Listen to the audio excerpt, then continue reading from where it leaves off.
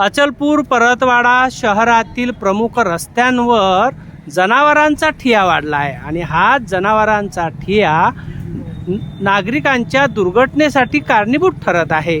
आज मोठ्या प्रमाणात नगरपालिकेच्या वतीने जनावरे कोंडवाड्यात कोंडण्यासाठी पकडण्यात येत असताना त्या ठिकाणी प्रामुख्याने जाणून आलं की हे जनावरे पकड असताना कुठले संसाधन या संपूर्ण पालिकेच्या कर्मचाऱ्यांकडे दिसून आले नाहीत।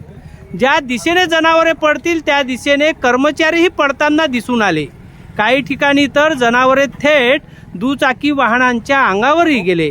एकंदरीत हे कारवाई करत असताना पालिका कर्मचाऱ्यांजवळ एकंदरीत काय संसाधन आहेत, काय सुविधा आहेत या संदर्भात थेट आपण यांनाच विचारणार आहोत। कारण मोकाट जनावरे पकडणे जेवढे आवश्यक आहे तेवढेच हे जनावरे पकडताना आवश्यक त्या सुविधाही गरजेच्या आहेत। कारण जनावरे पकडताना दुर्घटना झाल्यास त्याला दोषी कोण असा प्रश्न या अनुषंगाने उपस्थित होत आहेत। माझ्यासोबत आरोग्य विभागाचे निरीक्षक आहेत अमोल वराडे, त्यांनाच थेट विचारू की हे संसाधन का नाहीत आणि काय म्हणणं आहे ते सांगा।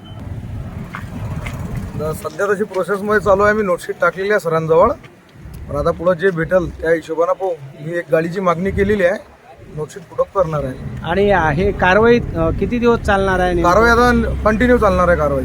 म्हणजे जे मोकाट जनावर जे आहेत त्यांना अपघात वगैरेचे प्रमाण होऊ नये याआधी आपण प्रिकॉशन म्हणून आधीच आपण पकडून करणार आहे आणि 3 दिवसाची मुदत ठेवलेली आहे। अच्छा, आणि किती लोकांची टीम आहे?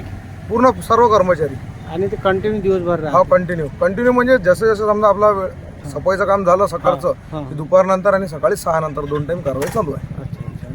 आणि हे आवश्यक जे संसाधन आहेत तुम्हाला काय अपेक्षित? कारण आताच जनावर पकडताना काही मजूर पडत होते, कुणाला पायाला लागलं। त्यासाठी आता कसं आहे, गाडी असणं आवश्यक आहे आणि दोरी वगैरे जे आहे हे पण असणं आवश्यक आहे।